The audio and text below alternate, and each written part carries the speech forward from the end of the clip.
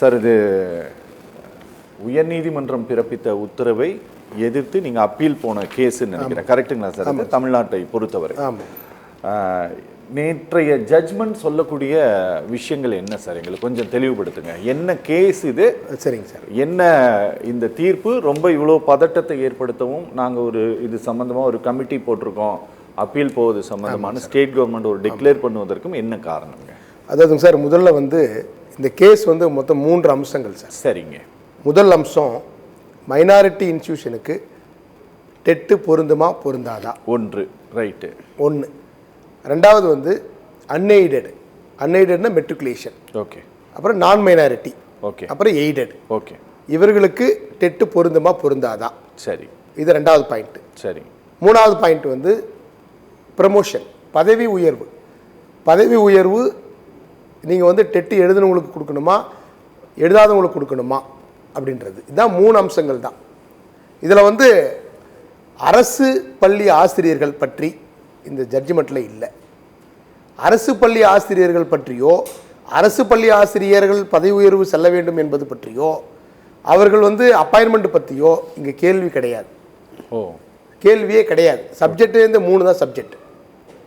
ஆனால் கடைசியில் தீர்ப்பு கடைசி 3 பேராகிராஃப் படிக்கும்போது அவங்க என்ன சொல்கிறாங்க அப்படின்னா, 55 வயதிற்கு பிறகு ஒரு 5 வருஷம் தான் சர்வீஸ் இருக்குது அப்படின்னா அவங்க டெட்டு எழுத வேண்டாம் அப்படின்னு அவங்க சொல்கிறாங்க. ஜட்ஜ்மெண்ட்டில் அது வருது. குழப்பம் ஏற்படுகின்ற இடம் இதுதான். இங்கே தான் பதற்றம் ஏற்படுது. ஒன்று. ரெண்டாவது, இன்றைக்கி எல்லாருமே நீங்கள் 95 அப்பாயின்மெண்ட் ஆகியிருந்தாலும் 2009 ஆர்டி ஆக்டுக்கு முன்பு, அந்த ஆக்ட் வர்றதுக்கு முன்பு நீங்கள் அப்பாயின்மெண்ட் ஆகியிருந்தாலும் நீங்கள் மேலும் ஒரு படி மேலே செல்வதாக இருந்தால் நீங்கள் டெட்டு பாஸ் பண்ணியிருந்தால் தான் உங்களுக்கு பதவி உயர்வு வழங்கப்படும் அப்படின்ற அந்த பேராகிராஃப், அதாவது 123வது பேராகிராஃப், 124வது பேராகிராஃப், இந்த பேராகிராஃப் தான் பிரச்சனைக்கு காரணம். பதற்றத்திற்கும் அதான் காரணம்.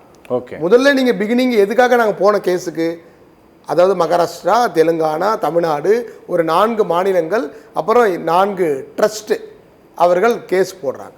அவங்களுடைய பிரேயர் என்ன, இங்கே வந்திருக்கக்கூடிய தீர்ப்பு என்ன? பிரேயரில் முதல்ல இன்ட்ரடக்ஷனில் ஒரு கொடுத்துருக்காங்க. ஜட்ஜ்மெண்ட்டு மாண்புமிகு நீதி அரசர்கள் என்ன கொடுத்துருக்காங்க, இது 3 தாங்க சப்ஜெக்டு அப்படின்னு ஆரம்பிச்சுட்டு கடைசியாக முடிக்கின்ற போது நீங்கள் பதவி உயர்வுக்கு டெட்டு வேணும் அப்படின்னு முடிக்கிறாங்க. ஒன்று.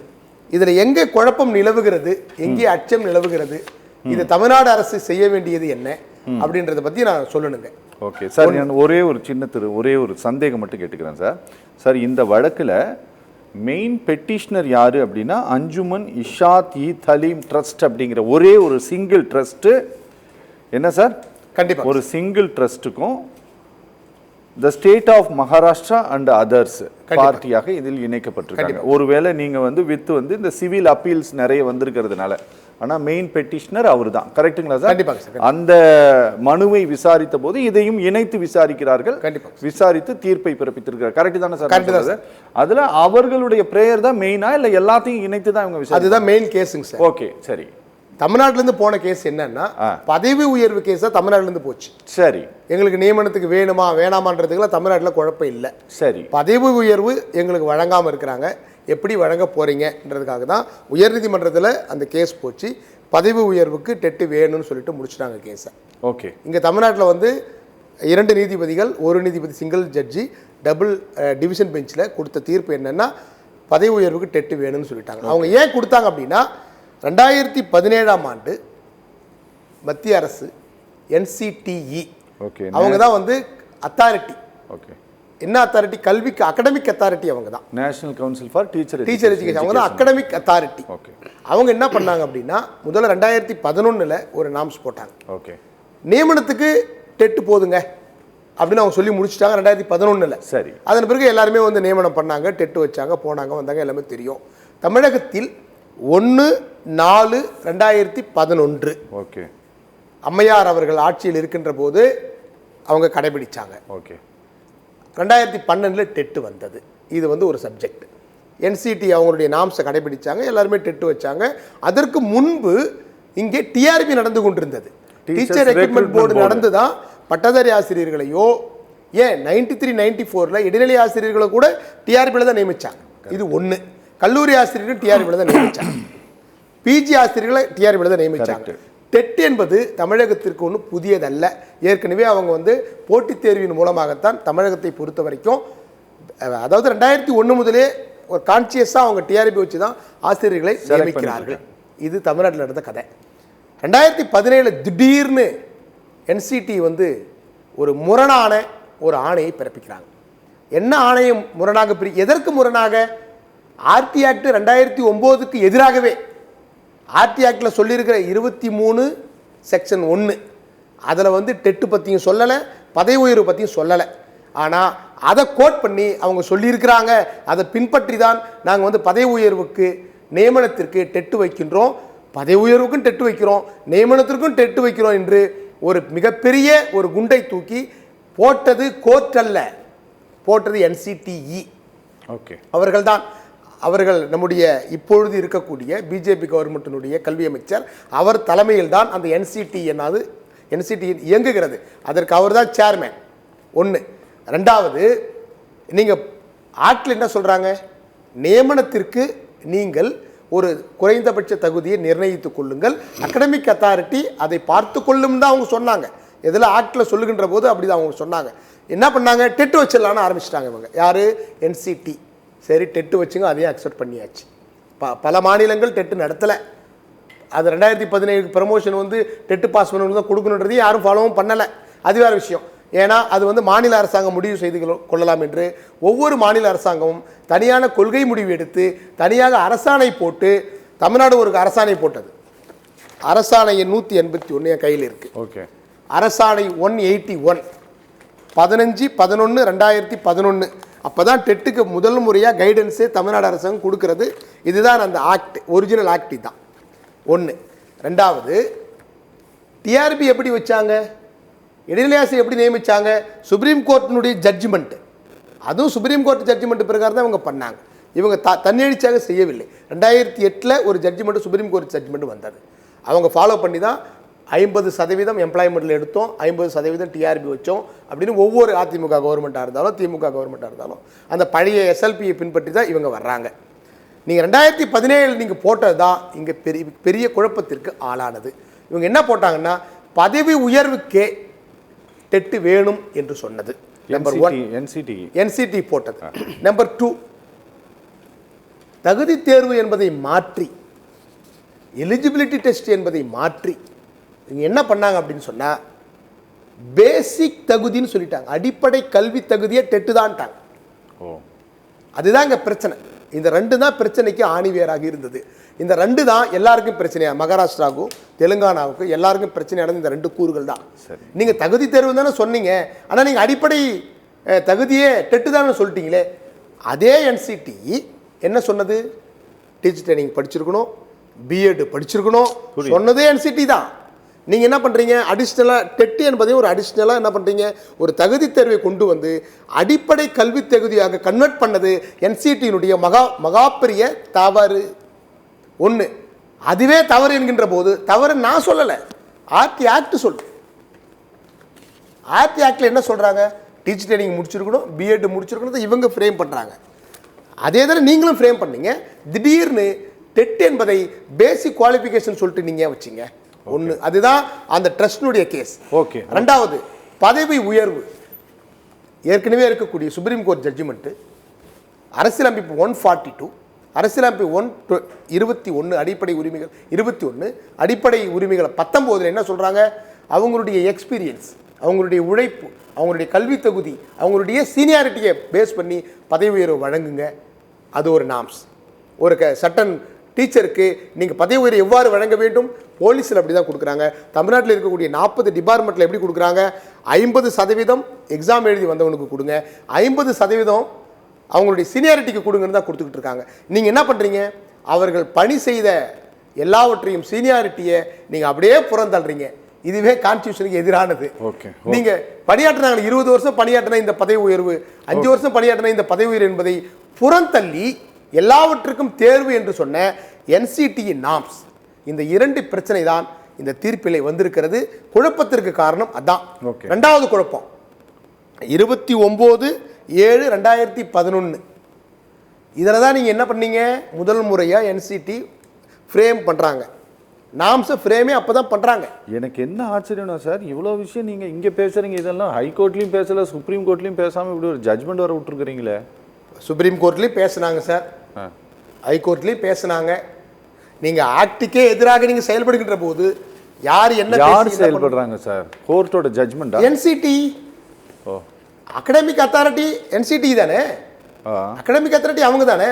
அவங்களே நீங்கள் வந்து RT 2009க்கு எதிராக செயல்படுகின்ற போது என்ன பண்ணுவீங்க நீங்க? சார் வந்து இப்போ என்ன வேணா ஆதங்கப்படலாம் சார், அலறலாம், அழுவலாம், என்ன வேணா செய்யலாம். இப்போ ஆர்டர் வந்துருச்சு, கரெக்டுங்களா? இப்போ எக்ஸாம் அடுத்த மாதம்னு சொல்லியிருக்காங்க. ஓட்டுங்க சார், நான் ஒன்றே ஒன்று சொல்லி முடிச்சிருங்க. இது ஆதங்கம் அல்ல, நீங்க முதல்ல சட்டத்தை ஃபாலோ பண்ணுங்க நான் சொல்ல வரேன். ஓகே, கான்ஸ்டியூஷன் நீங்க ஃபாலோ பண்ணுங்க தான் நாங்கள் சொல்ல வரோம். ஓகே, நீங்க ஃபாலோ பண்ணுங்க, நாங்கள் அதை அக்செப்ட் பண்ணிக்கிட்டோம். நீங்க டெட்டு கொண்டு வந்தீங்க வேணாம் நாங்கள் சொன்னோமா? டெட்டு எழுதி தானே இருந்தோம்.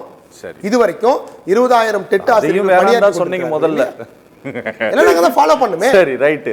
ஒன்று கடைசியாக ஒன்று சொல்லி முடிச்சிடலாம் சார். 29/7/2011 தான் நீங்கள் ஃப்ரேம் பண்ணுறீங்க. எதை ஃப்ரேம் பண்ணுறீங்க? நீங்கள் டெட்டு ஃப்ரேம் பண்ணுறது, என்சிடி ஃப்ரேம் பண்ணுறது 29/7/2011 தான். அதுக்கு முன்னாடி 1.5 லட்சம் ஆசிரியர்கள் டிஆர்பியில் வந்தாச்சு, எம்ப்ளாய்மெண்ட்டில் வந்தாச்சு. இந்த ஸ்டேட்டில் நம்முடைய தமிழகத்தில் மட்டும் 2011க்கு முன்பு நீங்கள் அரசு வேலையில் இருக்கிறாங்க. இந்த டீச்சர்ஸ் ரெக்ரூட்மெண்ட் போர்டு இங்கே தமிழ்நாட்டில் மட்டும்தான் இருக்கா, வேற எங்கேயுமே இல்லையா? டீச்சர் ரெக்ரூட்மெண்ட் எல்லா இடத்துலையும் தான் இருக்கு. அதுதான் சொல்கிறேன், எல்லா இடத்துலையும் இருக்கு. அப்போ இந்த தீர்ப்பு அப்படிங்கிறது எல்லா மாநிலங்களிலும் 2009 இந்த 11 இந்த தேர்வு, இந்த 2009க்கு முன்பாக தேர்ந்தெடுக்கப்பட்ட எல்லோருக்குமே பொருந்தும். கரெக்ட் தானே? பொருந்தது. ஆனா 2009ல் 2011ல் ஒருத்தர் நியமனம் ஆயிட்டார். சரி, இந்த RT ஆக்ட்னா என்னன்னு தெரியாது, டெட்னா என்னன்னு தெரியாது. ஒரு வேலைக்கு வந்துட்டாரு, ஒரு 10 வருஷம் வேலை செய்துட்டு இருக்காரு. அவர் ப்ரமோஷனுக்காக வெயிட் பண்ணிட்டு இருக்காரு. வெயிட் பண்ணிட்டு இருக்கும்போது திடீர்னு, எப்பா நீங்க வேலைக்கு வந்து 20 வருஷம் ஆகுது, நீங்க ஒரு டெட் எக்ஸாம் ஒன்று எழுதுங்க, அப்பதான் ப்ரமோஷன் கொடுப்பேன் அப்படின்ட்டு இந்த தீர்ப்பு அப்படிதான் இருக்கு. ஓகே பேசலாம் இருக்கிறது சார். சார், இந்த விவகாரத்தை பொறுத்தவரை இந்த கேஸு சென்னை உயர்நீதிமன்றத்திலும் நடந்தது. அதிலும் எதிர்மனுதாரர்களாக தமிழ்நாடு அரசாங்கத்தினுடைய பிரதிநிதிகள் இருந்திருப்பதற்கு வாய்ப்பு இருக்கிறது. இந்த கேஸில் தமிழ்நாடு அரசாங்கத்தினுடைய இன்றைக்கி இவங்க சப்போர்ட் பண்ணுறோங்கிறாங்க. பயப்படாதீங்க, பதறாதீங்க, நாங்கள் உங்களுக்கு உறுதுணையாக இருக்கணும். கவர்மெண்ட்டோட ஸ்டாண்ட் என்ன? இதில் கவர்மெண்ட்டு ஸ்டாண்டு என்னன்றதை விட கவர்மெண்ட் என்ன செய்ய வேண்டும், என்ன செய்திருக்க வேண்டும்ன்றதை கூட விட்டுருங்க. முடிஞ்சிருச்சு, தீர்ப்பு வந்துருச்சு. இவங்க என்ன ஸ்டாண்ட் எடுக்கணும் அப்படின்னா, முதல்ல வந்து குழு போட்டு நாங்கள் வந்து அப்பீல் பண்ணுறோன்றாங்க. நான் முதல்ல நன்றி சொல்கிறேன். ஒரு அரசு அது மட்டும் தான் பண்ண முடியுமா? ஒரு அரசுக்கு அதான் ஆற்றல் இருக்கா? அவங்களுக்கு தனிப்பட்ட அதிகாரம் கிடையாதா? சட்டசபை இல்லையா? சட்டசபையில் 234 MLA இருக்கிறாங்களே. தனி சட்டம் ஏற்றுங்க, ஒரு கொள்கை முடிவு எடுங்க. டெட்டு எழுதிட்டு திருப்பி ஒரு டிஆர்பி வைக்கணும்னு சொல்லிட்டு அதிமுக கவர்மெண்ட் ஒரு திடீர்னு ஒரு ஜியோ போட்டாங்கல்ல. டெட்டு மட்டுமா வச்சாங்க, திருப்பி ஒரு இன்னொரு டிஆர்பி வச்சாங்கல்ல. அப்போ டெட்டு வேண்டாம் என்று சொல்வதற்கும் தமிழக அரசுக்கு உரிமை இருக்கிறது. பதவி உயர்வுக்கு நாங்கள் டெட்டு பின்பற்ற மாட்டோம் என்று சொல்வதற்கும் சட்டசபைக்கு, சட்டமன்றத்துக்கு உரிமை இருக்கிறது. என் கூட்டம் நீங்கள் கூட்டி நீங்கள் 2.25 லட்சம் ஆசிரியர்களை காப்பாற்றுவேன் என்று சொல்லக்கூடியவர்கள் அதை முதல்ல தயவு செய்து செய்யுங்க. அது கேஸ் நீங்கள் அப்பீல் பண்ணியிருக்கீங்க. கேஸ் 6 மாதம் இழுத்துட்டு போச்சு அப்படின்னா ஆட்சி முடிஞ்சிருமே. ஆட்சி முடிஞ்சிரு பிறகு அது டீலில் விட்டு போயிட்டா யார் பண்ணுறது? அது வரைக்கும் பதவி உயர்வு நடக்காதா? பதவி உயர்வு கொடுக்க மாட்டீங்களா? அப்போ புதிய நியமனம் வராதா? இன்னைக்கு பட்டதாரி ஆசிரியர்கள் டிஆர்பியில் அப்பாயின்மெண்ட் ஆகிறவங்களுக்கு இன்றைக்கி அப்பாயின்மெண்ட்டு கொடுத்துருக்குறாங்க. ஜட்ஜ்மெண்ட் நேற்று என்ன சொன்னாங்க? டிஆர்பியில் அப்பாயின்மெண்ட் ஆனவங்களுக்கு எந்த தடையும் கிடையாது, நீங்கள் போய் பள்ளிக்கூடத்துக்கு போகலாம், தடை நீக்கிக்கிறேன்னு ஜட்ஜி சொல்லிட்டார். ரைட்டு. ஏற்கனவே டிஆர்பி எழுதி பணியில் இருக்கக்கூடிய 85,000 பேருக்கு பாதிப்பில்லைன்னு ஒரு செக்ஷனை நீங்கள் பிரிங்க. அது ஏன் பிரிக்கல சார்? உங்களுக்கு ஒரு விஷயத்தை நான் நினைவூட்ட விரும்புகிறேன். மரியாதைக்குரிய ஆளுநர் திரு RN ரவியினுடைய பல அறிக்கைகள், குடியரசு தினம், சுதந்திர தின அறிக்கைகள், இதெல்லாம் நீங்கள் பார்த்தீங்க அப்படின்னா தமிழ்நாட்டில் வந்து கல்வித்துறையில் ஏற்பட்டிருக்கக்கூடிய சரிவு அப்படிங்கிறது எப்படின்னா செங்குத்து சரிவு ஏற்பட்டிருக்கு அப்படின்ட்டு எழுதியிருக்கிறார். தகுதியான மாணவர்களை இங்கே உருவாக்கலை, ஒரு பெரிய அளவிலான ஏற்றத்தாழ்வு இருக்குது அப்படிங்கிறதெல்லாம் அவருடைய வார்த்தைகள், என்னுடைய வார்த்தை இல்லை. கான்ஸ்டியூஷனில் ரொம்ப அத்தாரிட்டியில் இருக்கிறாரு. அப்போது அரசாங்கத்தினுடைய வார்த்தைன்னு கூட நான் அதை எடுத்துக்கிறேன். இன்றைக்கி நீங்கள் சொல்வதை போல மாநில அரசாங்கத்திற்கு அதிகாரம் இல்லையா, 234 எம்எல்ஏக்கள் இல்லையா, உங்களால் ஒரு சட்டத்தை போட முடியாதா அப்படின்னு நீங்கள் கேட்குறீங்க. ஒருவேளை கொண்டு வராங்கன்னே வச்சுக்குவோம். நீங்கள் இதற்கு முன்பாக இந்த அரசு இதே போல நிறைவேற்றிய சட்டங்களைத்தான் அவர் இது எல்லாமே சென்ட்ரல் கவர்மெண்டோட ஆக்டுக்கு எகெயின்ஸ்டாக இருக்குன்னு கையெழுத்து போடாமல் இருந்தார். அதுக்கு பெரிய சண்டை போட்டாங்க. பெரிய லீகல் பேட்டில் ஆண்டு கணக்காக நடத்தி அதில் தான் ஒரு தீர்ப்பு பெறப்பட்டது. அதுவும் இப்போ பிரசிடென்ட் ஆஃப் இந்தியா சவால் பண்ணதுனால அந்த கேஸ் இப்போ பெண்டிங்கில் இருக்கு. இப்போ ஒருவேளை நீங்கள் சொல்வதை போல இவர்கள் இந்த அரசு ஒரு சட்டத்தையே நிறைவேற்றுதுன்னு வச்சுக்குவேன். ஒரு உதாரணத்துக்கு நான் சொல்கிறேன், கவர்னர் கையெழுத்து போட்டுருவாரா? சுப்ரீம் கோர்ட்டோட ஜட்ஜ்மெண்ட் இருக்குது, நான் கையெழுத்து போட்டுருவேன்னு சொல்லிடுவாரா? இப்போ நான் ஒரு எடுத்துக்காட்டு சொல்கிறேன். சொல்லுங்க. இந்த ஆக்ட் அரசு இன்னும் செயல்பட்டுருக்கலாம். எப்படி செயல்படுறதுக்கு ஒரே ஒரு எடுத்துக்காட்டு சொல்கிறேன். அந்த பலவீனமான பாயிண்ட்டை சொல்கிறேன். ஆக்ட் என்ன சொல்லுது? எலிமெண்ட்ரி எஜுகேஷன் 1 முதல் 8 வரைக்கும், 6 முதல் 14 வயசு வரைக்கும். இங்கே பட்டதாரி ஆசிரியர் நீங்கள் எப்படி நியமிக்கிறீங்க? 10வது வரைக்கும் நீங்கள் பட்டதாரி நியமிக்கிறீங்க. ஓகே. பட்டதாரியில் இருக்கக்கூடிய 75% பேர் 9, 10 மட்டும் தான் எடுக்கிறான். அவனுக்கும் இது பொருந்துன்னு நீங்கள் சொல்கிறீங்க. ஏன் நீங்கள் டீவியேஷன் பண்ணலை? அது யாருடைய தவறு? ஓகே, பள்ளி கல்வித்துறையினுடைய தவறு. ஓகே, நீங்க டீவியேஷன் பண்ணி நீங்க அபிடபிட்ல நீங்க தமிழ்நாட்டில் சொன்னீங்க, சுப்ரீம் கோர்ட்ல நீங்க வாதம் பண்ணி 9, 10 தனி, 1 முதல் 8 வரைக்கும் எலிமெண்ட்ரி தனி, ஆசிரியர்களை நாங்கள் 3 நிலைகளாக எடுக்கின்றோம் அப்படின்னு நீங்க சொல்ல வேண்டியதானே? அது நீங்க கிளாரிஃபை பண்ணுங்க. ஒரு மன உளைச்சல் இருக்கக்கூடிய ஒரு ஆசிரியர், நீங்க 2 கால ஆசிரியர், இன்னைக்கு எப்படி டீச் பண்ணியிருப்பான், நாளைக்கு எப்படி டீச் பண்ணுவான்? இது பாதிக்குங்க, நிலைகுலைய வைக்கும். யாருமே நிம்மதியாக, நான் ஒரு சங்க தலைவர், எனக்கு ஒரு நாளைக்கு 70 கால் வருது, 3 நாளா 70 கால் வந்துகிட்டே இருக்கு இன்கமிங், எனக்கே இவ்வளோ கால் வருதுன்னா எல்லா எலிமெண்ட்ரி எஜுகேஷன் இருக்கக்கூடிய முதுகலில் இருக்கக்கூடிய ஒவ்வொரு ஆசிரியருக்கு எவ்வளோ ஃபோன் கால் வரும்? எப்படி நீங்கள் விளக்குவீங்க? மன நிம்மதியோடு ஒரு ஆசிரியர் எப்படி போய் பாடம் நடத்துவான்? நீங்கள் உங்கள் கீழே தான் நாங்கள் வேலை செய்கிறோம். ஓகே, தயவு செய்து நீங்க முதல்ல டிவியேட் பண்ணலன்றதுக்கு நான் ஒரு எடுத்துக்காட்டு சொல்றேன். ஓகே, புரியுது. நீங்க 1 முதல் 8 வரைக்கும் இருக்கக்கூடிய ஆசிரியர்களுக்கும் 9, 10 பட்டதாரி ஆசிரியர்களுக்குமே நீங்க தெளிவுபடுத்தலையே. அப்ப 1, நீங்க கொள்கை முடிவு எடுக்கணுங்க, அதுக்கு சட்டசபைக்கு அதிகாரம் இருக்குதுங்க. 1. 2வது, நீங்க இருக்கக்கூடிய டிஆர்பியில் செலக்ட் ஆகக்கூடிய 85,000 ஆசிரியர்களுக்கு இன்னைக்கு டிஆர்பின்றது என்ன? நேரடி நியமன போட்டித் தேர்வு. அது கான்ஸ்டிடியூஷன் பாடி. அது அதன் பிரகாரம் தான் நீங்க வச்சிங்க. சிலபஸ் எப்படி ஃப்ரேம் பண்ணீங்க? என்சிடியினுடைய சிலபஸ் ஃப்ரேம் ஒர்க் ஃபாலோ பண்ணி தான் டிஆர்பிக்கு சிலபஸ் ஃப்ரேம் பண்ணி. கரெக்ட், புரியுது. அப்படி எழுதிட்டு வந்த 85,000 பேருக்கு என்ன ஆன்சர்? அது நீங்க தான் ஆன்சர் பண்ண முடியும். ஏன்னா உங்க கீழே நாங்க பணியாற்றுகின்றோம். அது இல்லாம மொட்டையா விட்டதுனால நாங்க அப்பீல் போறோம்னு சொன்னீங்க. அதை நாங்க பாராட்டுறோம், நாங்க வரவேற்கிறோம். ஆனா ஆசிரியர் நீங்க என்ன பண்ணிட்டு இருக்கா தெரியுமா? 30 வருஷம் வேலை செய்த ஒரு 52 வயது ஆசிரியர் இன்னைக்கு டெட் அப்ளை பண்ணிக்கிட்டு இருக்கான். என்ன பண்றதுனே தெரியாம டெட் அப்ளை பண்ணிட்டு இருக்கான். என்ஓசி வாங்கணுமா, என்ஓசி வாங்கக்கூடாதா, எப்போ அப்ளை பண்றது, என்ன சிலபஸ், எப்போ 32 வருஷம் சர்வீஸ் பண்ணி 52 வயசுல இப்போ ஒருவேளை அதில் தோல்வி அடைந்தால் வேலையை விட்டு போகணும். நான் என்ன சொல்றேங்க, ஏன் ஜேடிபி இருக்காங்க, டைரக்டர் இருக்காங்க, செக்ரட்டரி இருக்காங்க, ஒரு அரசு இருக்கிறது, ஒரு பலமான அரசு இருக்கிறது. தெளிவுபடுத்துங்க. ஓகே, புரியுது சார். ஓகே, பேசலாம். தீர்ப்பு வர வரைக்கும் நாங்கள் ப்ரமோஷன் கொடுப்போம். தீர்ப்பு வர வரைக்கும் அனைத்து பள்ளிக்கல்வித்துறையினுடைய நடவடிக்கை நடக்கும். இறுதி தீர்ப்பு வந்த பிறகு பார்த்துக்கலாம்னு நீங்கள் ப்ரமோஷன் கவுன்சிலிங் வைங்களேன். ஓகே.